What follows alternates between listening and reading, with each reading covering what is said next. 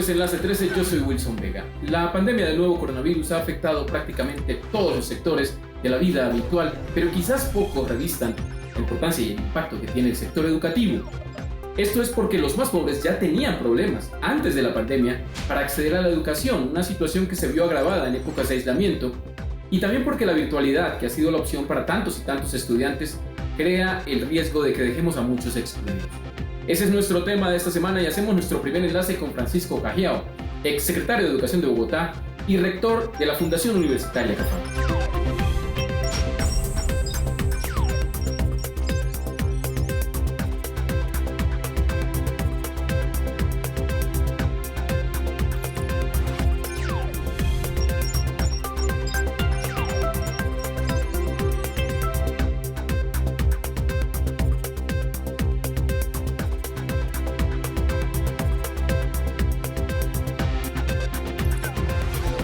¿Cuál es la situación actual de la educación básica secundaria en este contexto de pandemia? Yo creo que el panorama no es optimista para nada. Esto nos cayó como una enfermedad y las enfermedades nunca son agradables. Uno queda contento si sale con bien de ellas. Pero yo creo que esto, además de la enfermedad biológica, ha sido una enfermedad social muy compleja. Y el aislamiento y el cierre de los colegios representa un golpe durísimo al proceso de desarrollo infantil, porque los niños necesitan estar con los compañeros, los niños necesitan socializarse. El desarrollo del lenguaje, por ejemplo, se da en la conversación entre pares. Eso no es una cuestión de clases ni de currículos, es una cuestión de intercambio cotidiano y, naturalmente, pues confinar a toda una población durante varios meses al ámbito familiar, pues es muy bonito en algunos aspectos, pero en otros es muy grave. Ya volveremos con el profesor Cajiao, pero por ahora nuestro enlace es con la directora ejecutiva de Red Papás, Carolina Piñeros, para hablar de cómo enfrentan padres e hijos la virtualización de los ambientes de enseñanza. También oiremos a Cristian Guerra, representante estudiantil en la Universidad Pedagógica y Tecnológica de Colombia, y a Julián Gómez, secretario de Educación del Tolima. Hablemos un poco en esta situación de cuarentena y de pandemia acerca de la mirada que ustedes desde Red Papás han hecho de cómo está el tema de la educación y el tema de la infancia en esta nueva condición. Nosotros entendemos, digamos, y nos preocupa el tema educativo profundamente, pero vemos que la problemática es más amplia. Estamos ante una problemática no solo educativa, sino tal vez social. Hicimos una encuesta por redes sociales, no una investigación, digamos, muy profunda, pero sí una encuesta por redes sociales para entender qué les preocupaba a las familias. O sea, lo primero que nos ponían todas las familias era, primero, la parte emocional, porque creo que enfrentarnos a esta situación inédita y desconocida, que además estaba poniendo como en jaque, por decirlo de alguna manera, muchas situaciones, lo que tiene que ver con salud, con el trabajo, Entonces, pues recordemos que esta pregunta por lo educativo se enmarca en unas realidades familiares que se estaban enfrentando o se están enfrentando todavía a una cantidad de situaciones, digamos, complejas. Entonces, la primera preocupación que nos expresaron padres, madres y cuidadores fue por toda la parte emocional, por el cuidado, inclusive partiendo por el de sí mismos, porque fíjate que parte de la preocupación cuando uno es padre, madre o cuidador es que dice, es que yo tengo que estar bien, porque si no, ¿cómo asumo ese cuidado y esa responsabilidad por el otro? La segunda razón que nos expresaron tenía que ver ahí sí más con la educación. Imagínate que cuando las familias queremos asumir el rol de profesores, usualmente lo hacemos muy mal. Yo no sé si a ti te ha pasado que a uno le queda muy difícil ser profesor de sus hijos, inclusive ser profesor, porque muchos de nosotros, ser profesor, creo que parte de lo lindo que ha pasado en este momento es que hemos aprendido a valorar enormemente, sin duda, a los maestros, a los profesores, porque uno dice, oh, esto es un arte, y nosotros seguramente no lo tenemos, y además como no tenemos tampoco seguramente ni el conocimiento de la pedagogía, ni de qué es lo que están aprendiendo, ni cómo, entonces yo creo que ese fue como la segunda gran preocupación. Algo de las crisis es que muestran cosas que en condiciones normales quizás no son tan apreciables. ¿Qué cosas ha mostrado esta crisis acerca del estado de la educación en Colombia? Bueno, ahí sí yo quiero hablar un poco del tema y es el financiamiento. La financiación de las universidades públicas principalmente del país. La crisis nos ha dejado ver que al día de hoy nuestras universidades tienen un hueco fiscal histórico, que es lo que los estudiantes en todos los momentos de manifestación hemos dejado claro al país. Y es que tristemente los aportes que hoy la nación le hace a las instituciones públicas de este país no suplen todas las necesidades que tenemos en las universidades. Es decir, hay un gran componente que hace parte de los recursos propios de la universidad y de las universidades. Hace parte de la venta de los posgrados, tristemente es así como los estudiantes lo hemos venido denunciando. Hace parte de esto la recaudación de las matrículas de pregrado, y al día de hoy estos son recursos que por la crisis no están definidos y no están seguros. Es decir, nuestras universidades se van a enfrentar a una crisis económica supremamente compleja porque las familias colombianas al día de hoy no tienen los recursos, los estudiantes no tienen cómo matricularse, y al no matricularse los estudiantes vamos a violentar el derecho a la educación, pero tampoco la universidad va a recibir estos recursos que son vitales para su normal funcionamiento en el año 2020 y 2021. ¿Qué han hecho ustedes, señor secretario, para garantizar cobertura y acceso a todos los estudiantes del departamento cuando hay tantos retos en materia de conectividad? Bueno, lo primero que nosotros tenemos que decir es que obviamente el tema de cuando se habla por parte del ministerio de virtualidad en el departamento del Tolima, es muy poca la virtualidad que nosotros podemos tener.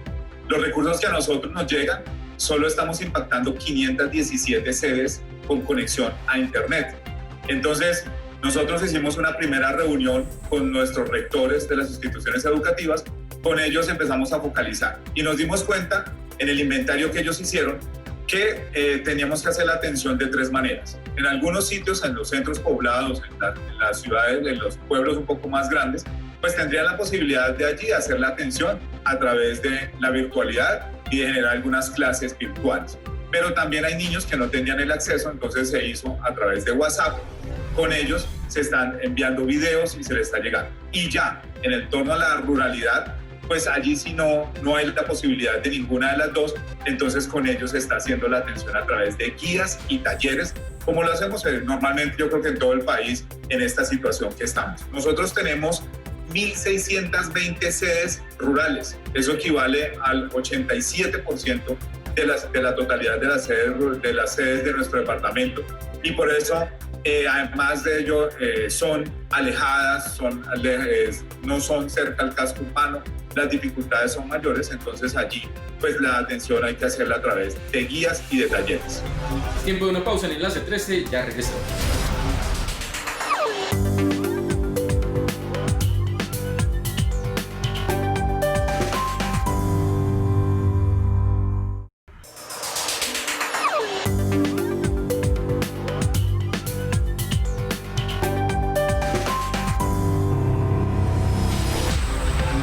Regresamos, esto es Enlace 13 y seguimos hablando con nuestros invitados de esta semana acerca de los retos, pero también las oportunidades que trajo la virtualización por necesidad de la educación en el país.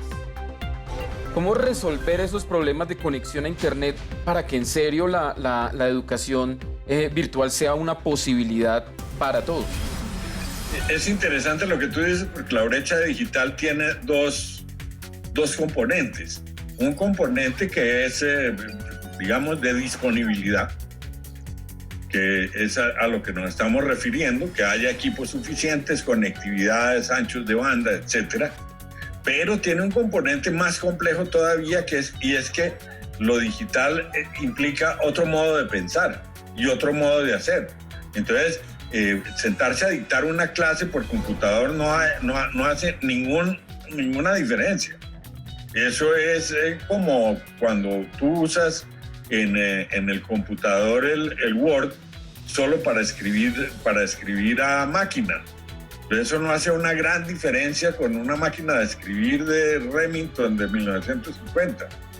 El tema es cuando logramos convertir nuestras pedagogías en objetos virtuales, por ejemplo. Pero eso requiere un ejercicio de una complejidad enorme para la cual no estamos preparados.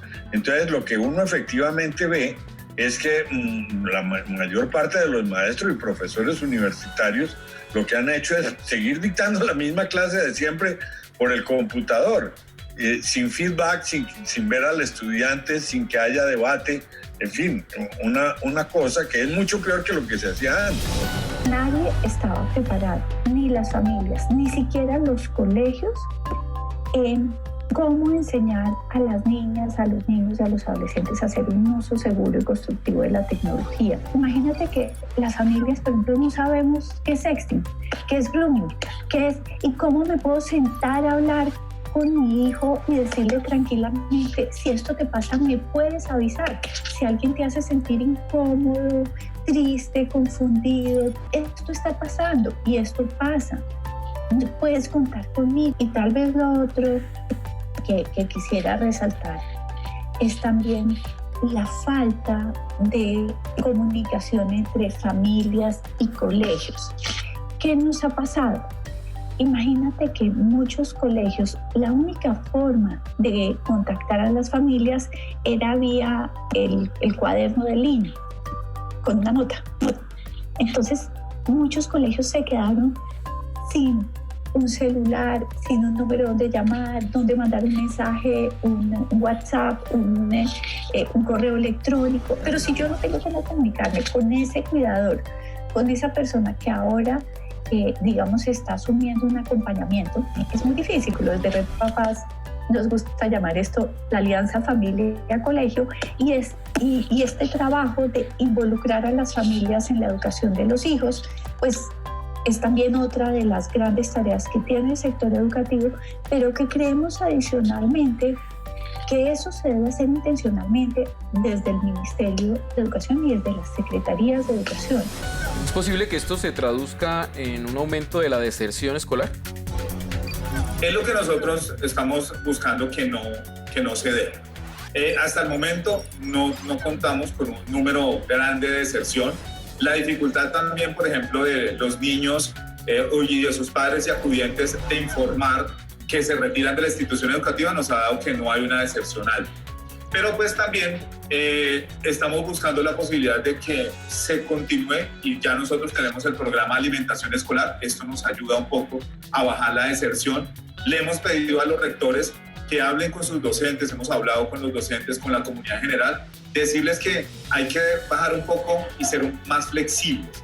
En este momento no podemos hacer una evaluación numérica con respecto a contenidos académicos. Tenemos que hacerla de una manera diferente, de una manera flexible. Y estamos invitando a los docentes a que también la educación la llevemos en ese entorno. Nosotros en el departamento del Tolima estamos en una temporada de recolección de café. Entonces, por ejemplo, le estamos diciendo a nuestros docentes que le digan a los niños que en todo en torno a lo que ellos están viviendo hoy, a la experiencia que están viviendo, porque están recogiendo café, otros están pescando, entonces en torno a esa experiencia que ellos están viviendo, hagan también sus clases, que haga la dirección. Por ejemplo, están recogiendo café, que el niño hable con su padre y le pregunte, papá, ¿cómo hacían la recolección hace 10 años? ¿De dónde viene el café? Y eso le permite al niño en matemáticas, por ejemplo, traducirlo cuántos costales sacamos, eso cuántos kilos equivalen. Que además de eso haga un escrito con respecto a lo que el papá le está diciendo, de dónde viene el café, y ahí estaríamos avanzando en todas las áreas de conocimiento, pero de una manera diferente. Dígame una cosa, desde esa experiencia de haber hecho el diagnóstico para una institución, ¿qué lecciones puede usted extraer sobre los asuntos más urgentes que hay que atender en materia de preparar al estamento educativo colombiano para situaciones en donde la conectividad es clave? Si no tenemos agua y no tenemos luz, energía en los diferentes hogares colombianos, tampoco en muchísimos hogares colombianos tenemos conectividad, es decir, no tenemos internet, por lo tanto, muchas familias tampoco tienen una tablet, tampoco tienen un computador que le permita a sus hijos avanzar en este proceso pedagógico. En algunas familias hay 3 hijos.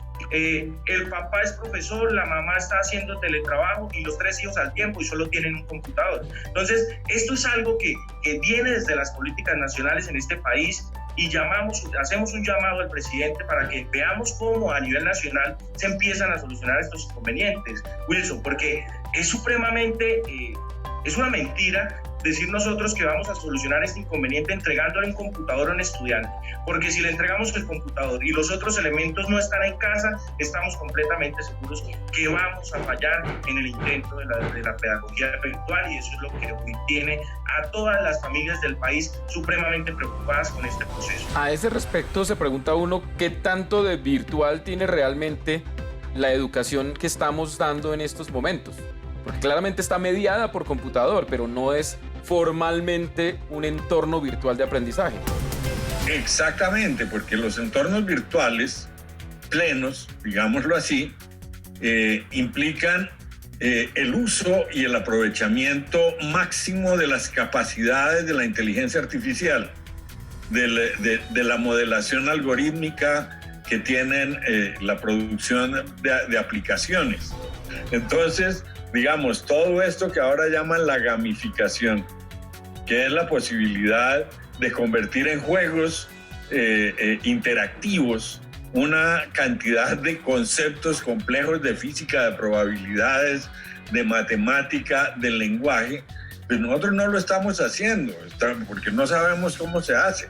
Y nosotros estamos dictando clase y haciendo un daño terrible porque tenemos a los niños horas y horas frente a una pantalla en la que algunos colegios inclusive les mantienen el mismo horario que tenían en la presencialidad. Digamos, estamos haciendo una educación a distancia, usando un medio televisivo, digamos, lo más que virtual, televisivo, pues para compensar el hecho de que no puedan ir al colegio.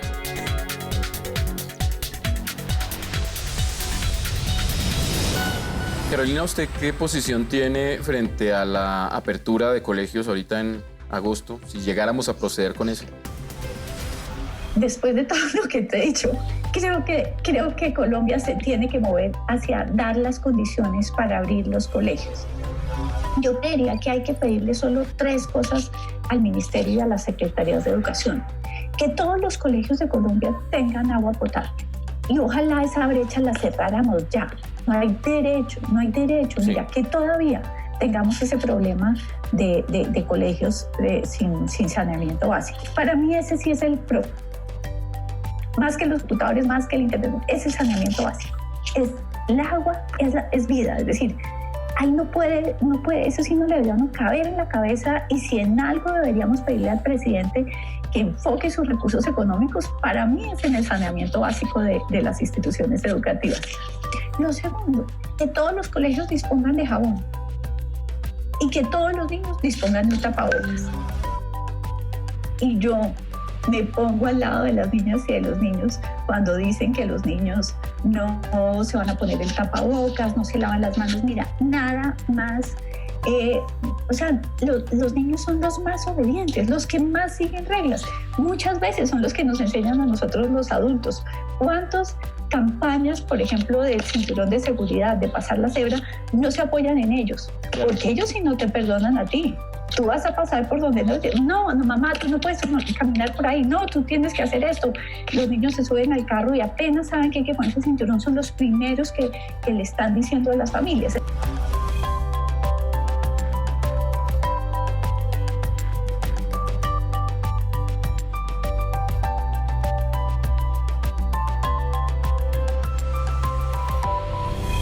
Profesor Cajiva, para terminar, ¿hay algo positivo que usted extraiga de esta experiencia de la pandemia para el sistema educativo? ¿Algo en lo que el sistema haya demostrado una fortaleza o una lección aprendida? Por supuesto, montones de cosas. El compromiso de los maestros. Esto, por ejemplo, es algo que hay que destacar. Los maestros han trabajado mucho más tiempo ahora que lo que suelen hacerlo en las jornadas presenciales. Han hecho un esfuerzo enorme por ponerse al día en el uso de las tecnologías. Cuando yo digo que no lo hacemos muy bien, es que no es un reclamo, que no tenemos por qué hacerlo muy bien porque no fuimos preparados en ese ambiente. Pero hay que decir que los maestros se han comprometido, se han metido. Creo que ha habido una cosa muy importante que es muy invisible, y es que se ha aumentado tremendamente la reflexión pedagógica. Yo veo rectores y maestros dedicados muchas horas a discutir entre ellos las estrategias antes que lo que ocurre en los colegios, y es que nadie se habla. Y diría yo que incluso también se ha visto más, es decir, los padres hemos estado expuestos más a la actividad heroica que es manejar una hora de clase. Por supuesto, es decir, eso era la otra cosa que iba a mencionar. La relación y la interrelación entre familia y escuela se ha vuelto mucho más fuerte. Y yo creo que todos esos son aspectos positivos. Y desde luego nos hemos familiarizado con todos estos medios virtuales que se convierten en nuevas herramientas reales. Y no solamente en el ámbito de la educación, sino en todos. Fíjate, ustedes no me hubieran entrevistado a mí nunca de no estar en este ambiente. Hacemos una nueva pausa en Enlace 13 y ya volvemos.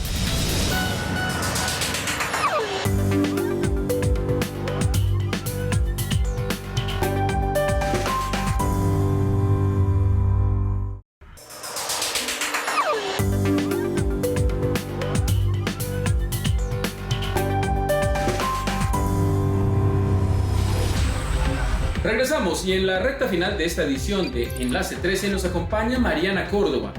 Ella es coordinadora de educación de las Escuelas Digitales Campesinas, un programa de formación gratuita que desde 2012 ha instruido a más de 30.000 campesinos colombianos en más de una treintena de municipios.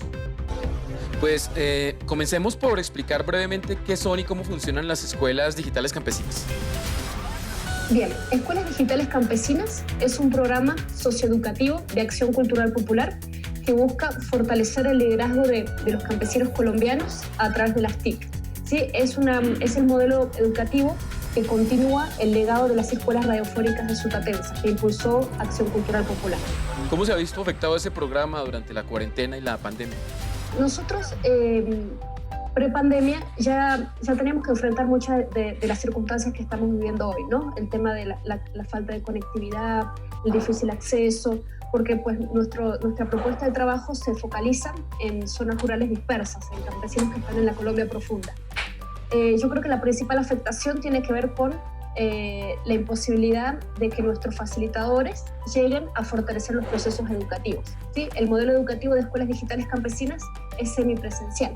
Nosotros tenemos una plataforma Moodle en donde se conectan los campesinos, los estudiantes, pero también tienen el acompañamiento de un facilitador y también se reúnen en espacios públicos a trabajar de manera colaborativa, ¿sí? El modelo es 1 a 1, pero también se promueve esa construcción de comunidad, ¿sí? Entonces, pues, las principales afectaciones yo creería serían que, en primer lugar, las personas no se pueden trasladar al casco urbano para poder acceder a la plataforma Moodle para hacer su proceso formativo, y en segundo lugar, pues la imposibilidad de que nuestros facilitadores puedan desplazarse para liderar y acompañar estos procesos pedagógicos. Un aprendizaje, digamos, de la pandemia fue que nuestro modelo educativo es acertado en términos de que busca llegar al campo con una diversidad de herramientas, ¿sí? Nosotros trabajamos con lo que se llama la convergencia de medios. Entonces tenemos esa plataforma Moodle, pero también trabajamos con radio, también trabajamos con WhatsApp y con distintas redes sociales. Y también, por supuesto, el elemento interpersonal. Pero entonces la idea, yo creo que nuestra fortaleza tiene que ver con esa capacidad de adaptarse al contexto, a los recursos disponibles en cada contexto, para poder llevar estas oportunidades de formación. ¿Cuál es la lección que le ha dejado este tiempo de aislamiento y este trabajo en cuarentena? Yo creería que uno de los aprendizajes más importantes es la necesidad de trabajar en red, ¿sí? De trabajar en concertación con otras organizaciones sociales, ¿sí? Nosotros, como sector social, pues hemos también sufrido esta crisis, nos ha afectado por un montón de circunstancias, y el hecho de poder trabajar de manera articulada para que cada organización social, con su oferta de valor y su saber hacer, pueda unirse a otras organizaciones con el fin de llevar soluciones que puedan ser acertadas a este contexto, ¿sí? Entonces, el hecho de trabajar de manera articulada, de tener flexibilidad, de tener esa adaptación y de contar con una diversidad de herramientas que permitan enfrentar la crisis. Bueno, y para terminar, ¿qué reflexión podemos hacer sobre la importancia de esa combinación en la que ustedes viven, de la educación y la educación sobre el campo y en el campo? Yo creo que sí es importante eso, y se trata de lo que yo decía, de construir puentes campo-ciudad, ¿sí? De que el campo cambió. El campo, hoy la nueva ruralidad quiere decir una relación mucho más estrecha entre el campo y la ciudad. Entonces, yo creo que frente a lo que es la educación a los campesinos, la educación en el campo, la lección sigue siendo la de siempre, ¿no? Que la educación es la principal herramienta de desarrollo social, es la herramienta más importante, es una herramienta emancipadora y es un derecho que habilita otros derechos, ¿sí? Entonces la educación en el campo tiene que fortalecerse para poder cumplir ese rol y para poder pagar la famosa deuda histórica que tiene Colombia con sus campesinos, ¿sí? Y la educación sobre el campo también se trata de sensibilizar, de que el consumidor sea mucho más responsable de sus hábitos, de que las personas sean más respetuosas de lo que implica el trabajo campesino, ¿sí? Y también se trata de avanzar en la construcción de un nuevo paradigma, ¿no? Si esta crisis nos permite algo, tiene que ser construir un paradigma de cuidado, ¿sí? Y en un país tan profundamente rural, las manos campesinas son manos que cuidan, ¿no? Especialmente las manos de las mujeres campesinas. Entonces yo creo que la educación sobre el campo tiene que ayudar a construir ese nuevo paradigma de cuidado, de alguna manera. El asunto queda claro, va más allá de lo inmediato. Habrá que decidir, por supuesto, si volver o no a los salones, pero más que eso, habrá que examinar cómo nos aseguramos de que la tecnología se integre al proceso de aprendizaje de manera ágil, equitativa e incluyente. Mientras una gran proporción de estudiantes enfrente desafíos en materia de equipos o de conectividad, la virtualidad seguirá siendo eso, apenas la imagen de otra realidad. Yo soy Wilson Vega, gracias por estar con nosotros en otra edición de Enlace 13 y hasta la próxima.